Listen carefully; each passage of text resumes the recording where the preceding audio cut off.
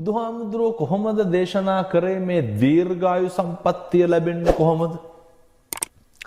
පෙන්වත්නි, දීර්ඝායු කුමාරයා ඉපදෙච්ච දවසේ තාත්තා යනවා නක්ෂත්‍රකාරයෙක් හම්බෙන්න. ඔය නැකත් බලන මිනිස්සුනේ හඳහන හදනවනේ අපේ වේලාපත්කඩේ. ගියපු ගමන් කියනවා ජ්‍යොතිෂ වේදියා පුතා මැරෙනවා දවස් 7කින්. නැකත් බලලා කියන්නේ. හරි වේදනාවකින් තාත්තා පසු වෙනවා. පුතා මැරෙනවා කියපුවම මොන තාත්තටද දුක නැත්. දුවගෙන යනවා බුදුහාමුදුරුවෝ හම්බෙන්න ජේතවනාරාමයට. ගෙහින් බුදුහාමුදුරුවන්ට විස්තරය කියනවා. දැන් බලන්න ඕන පෙන්නඳුනේ මම මේ කියන කතාවත් එක්ක ගලපන්න ඕන හොඳේ. මේ කොහොමද දීර්ඝායුෂ ලැබෙන්නේ? ඊට පස්සේ බුදුහාමුදුරුවෝ දේශනා කරන අද ඉඳන් ගිහින් පිරිතක් ලෑස්ති කරන්න. ගෙදර පිරිත සූදානම් කරන්න. දීර්ඝායු කුමාරයාගේ තාත්තා ගිහිල්ලා ඒ දවසේ ඉඳන් දින 7ක් පුරාවටම ගෙදර පිරිත් කියනවා. දැන් අර පුතා බිලිගණ්ඩේන යක්ෂයා දවස් 7න් 7 වෙනි දවසේ එනවා. 7 වෙනි දවසේ ගෙදර පිරිතට කවුද වඩින්නේ? බුදුහාමුදුරුවෝ වඩිනවා. පින්නතුනි, තථාගතයන් වහන්සේ වඩිනකොට සතර වරන් දෙවිවරු නිරන්තරයෙන් මෙතන ආරක්ෂා කරනවා. දෙදෙව්ලොවට අධිපති ශක්‍රදේවේන්ද්‍රයා දොරටු පාලකකම ගන්නවලු. ඇයි? තථාගතයන් වහන්සේනේ වඩින්නේ. යක්ෂයාට එන්න පුළුවන්ද? එන්න බෑ. තථාගතයන් වහන්සේ පිරිත් දේශනාව ඉවරලා කරලා කියනවා. අභිවාදන සීලිස්ස නිච්ඡං උද්ධාපචායින චත්තාරෝ ධම්මා වඩ්ඩಂತಿ ආයු වන්නෝ සුඛං බලං. හාමුදුරුවරුන්ට ගරු කරන, ධර්මයේ හැසිරෙන, වැඩිහිටියන්ට සලකන උදවියට ආයුෂය වැඩිලු, වර්ණය වැඩිලු, සැපේ වැඩිලු, බලය වැඩිලු. පැහැදිලි ඇතිනේ මම මේ කියන එක. මේ ජනිත මధుරංග මහත්මත් ආශිර්වාද ගන්න එහෙම. හරි වටිනවා මේ කරන පින්කම. මේක ලෝකෙම දැනගන්න ඕන. ධර්මපාල ජාතකේ අහලත් ඇති. ධර්මපාල ගමේ අධිපති ධර්මපාල පුතා යවනවා තක්ෂිලාවට ශිල්ප ශාස්ත්‍රය හදාරන්නට කියලා. ශිල්ප ශාස්ත්‍රය හදාරනකොට තක්ෂිලා නුවර ගමේ පොඩි ළමයි මැරෙනවා. දැන් අසනීප වෙලා පොඩි ළමයි මැරෙනවා කියන එක අපිට අරුමයක් නෙමෙයි. ධර්මපාල ගමේ අධිපතිගේ පුත් ධර්මපාල කුමාරයාට මේක ගැටලුවක්. ධර්මපාල කුමාරයා විස්සෝප වෙනවා පොඩි එවුන් මැරෙනකොට. ගුරුවරයා අහනවා මොකද ඔච්චර පුදුමේ? ධර්මපාල කුමාරයා කියනවා අපේ ගමේ එහෙම මැරෙන්නේ නැහැ. අපේ ගමේ අඩු වයසින් මැරෙන්නේ නැහැ. මේක දැනගන්න ඕන වුණා ගුරුවරයාට. ගුරුවරයා මොකද කරන්නේ? මැරිච්ච එළුවෙකුගේ ඇටකටු ටිකක් මල්ලකට දාගෙන දැන් මේ පොඩි එකා කියන කතාව ඇත්තද බලන්න එපේ. යනවා ගමට. ගිහින් තාත්තට පෙන්නනවා හරි කනගාටුයි. ඔයාගේ පුතා මැරුණා. තාත්තා පිළිගන්නවද පුතා මැරුණා කියන එක? තාත්තා පිළිගන්නේ නැහැ. හේතුව තාත්තට විශ්වාසයි ධර්මය. තාත්තට විශ්වාසයි තථාගත භාෂිතය. බුදුවරු කවදාවත් බොරු කියන්නේ නැහැ. බුදුවරු කියපු දේවල් මේ ලෝකේ නොවී තියෙන්නේත් නැහැ පින්නතුනේ. ඊට පස්සේ තාත්තා කියනවා මැරෙන්න නම් හේතුවක් නැහැ. එහෙනම් මේන් බලන්න කියලා ඇටකටු ටික දෙනවා. පින්නතුනේ ඒත් පිළිගන්නේ නැහැ. හිතන්නකො ධර්මයේ ගැන තියෙන විශ්වාසය. කීයටවත් මැරෙන්න බෑ කියනවා. ඊට පස්සේ ගුරුතුමා කියනවා මැරුණේ නෑ අපි මේ කියපු දේ ඇත්තද බලන්න ආවේ. ධර්මපාල ගමේ අධිපතිතුමා කියනවා අපේ ගම ධර්මානුකූලව ජීවත් වෙන ගම.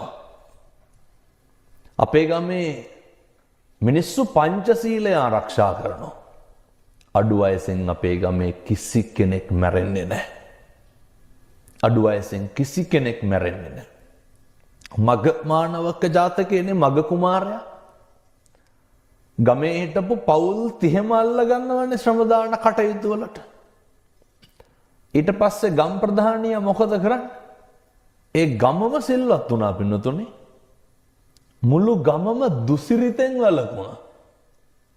ඔන්න ගම් ප්‍රධානියාට ගැටලුවක්. මොකක්ද ගැටලුව? නඩු නැහැනේ. ප්‍රශ්න නැහැනේ.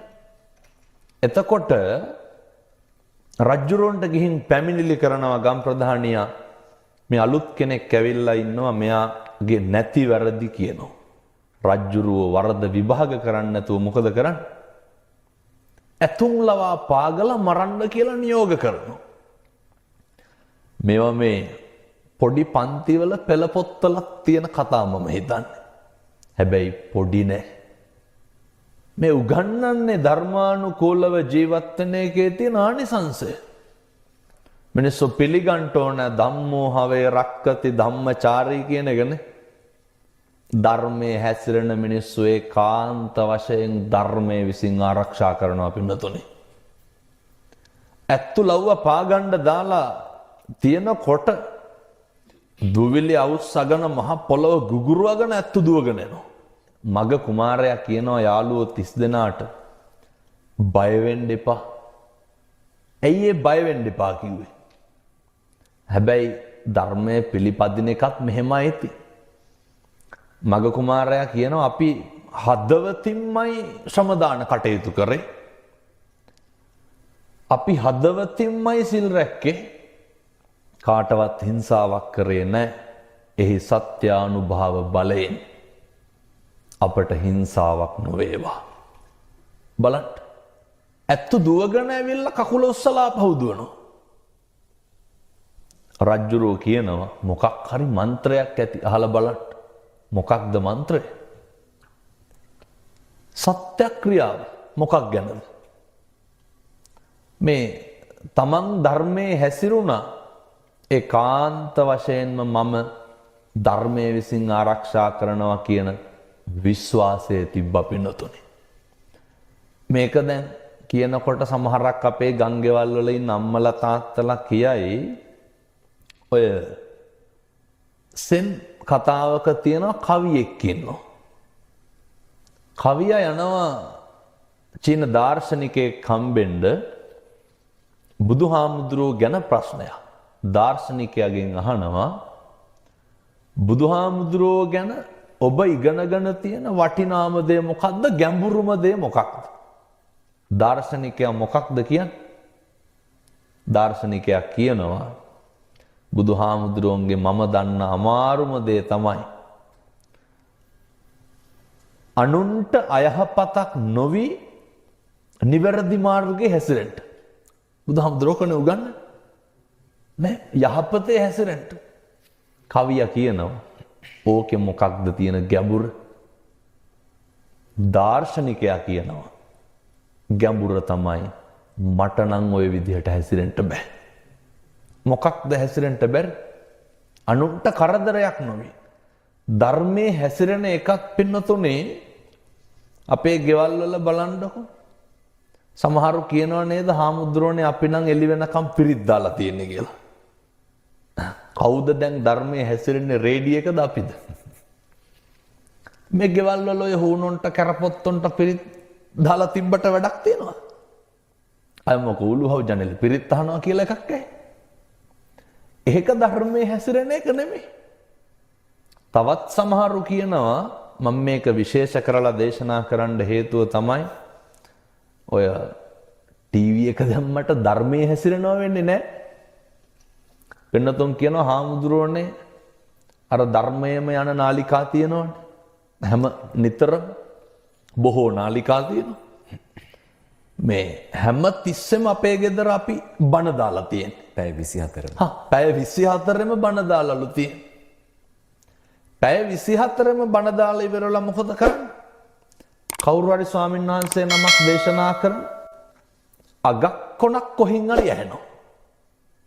ඒක ඇහිලා අපි ළඟට ඇවිල්ලා අහනවා හාමුදුරුවනේ මේ හවස 6ටම පහන තියන්න ඕනද කියලා අහනවා. ඕන් තියෙන ප්‍රශ්න. බුද්ධ පූජාවට මස් මාළු තියන්න හොඳ නැද්ද කියලා අහනවා. අපි බලනවා මේ මොකක් හරි වැදගත් ප්‍රශ්නයක් අහන්න දෙන්නේ කියලා. නැහැ. පැය 24ම බණ දාලා තිබ්බ කියලා තේරුමක් නැහැ. ළමයෙකුට පාඩම් කරන්නවත් නැහැ නේ. අහන කෙනෙක් ඉන්න එපා. පිරිත අහන්න ඕනේ. අහලා විතරක් ප්‍රමාණවත්ද? පිරිත විදිහට ජීවත් වෙන්න ඕනේ. පිරිත විදිහට ජීවත් වෙන්න ඕනේ. අපි දැකලා තියෙනවා පින්නතුනේ ඔය බොහෝ පන්සල්වල ගම්වල හන්දිවල මහා ഘോഷාවට පිරිත් දානවනේ. කවුද අහන්නේ? බුදුහාමුදුරෝ දේශනා කරන්නේ ධර්මයේ හැසිරෙන්න කාටවත් හිරිහැරයක් නොවේ. තරහ අවසර අපේ හාමුදුරනේ මේ දවස්වල ඔය පොයේ දවස්වලට දන්සල් දෙද්දිත් අනුන්ට ඒ තියෙන කරදරේ ඒ තථාගතයන් වහන්සේගේ මූල දේශනාවටම පටහැනිනේ. ඒ කියන්නේ නොකා ගියොත් එහෙම කොඩියෙන් ගහනවා. නොකා ගියොත් කොඩියෙන් ගහනවා. ඒ වගේම යනකොට මේ පින්නතුන් දැකලත් ඇති පාර මැද්දට පැනලා වාහනේ නවත්තන්න හදන. ඒ තියෙන පින්නතුනේ හැම එකක්ම කරනකොට මතක තියාගන්න බුදුහාමුදුරුවෝ කොහොමද දේශනා කරේ? මොකක්ද පූර්ව වෙන්න ඕනේ? මොකක්ද පිරිසිදු වෙන්න ඕනේ? මනෝ පුබ්බංගමා ධම්මා. මනසමයි ශ්‍රේෂ්ඨ වෙන්න ඕනේ. මනසමයි මුල් වෙන්න ඕනේ. වාසතිවා කරෝතිවා. මනස මුල් වෙලා කරන කියන හැටියට තමයි පින්නතුනේ ඒක පින්ද පවුද කියලා තීරණය වෙන්නේ.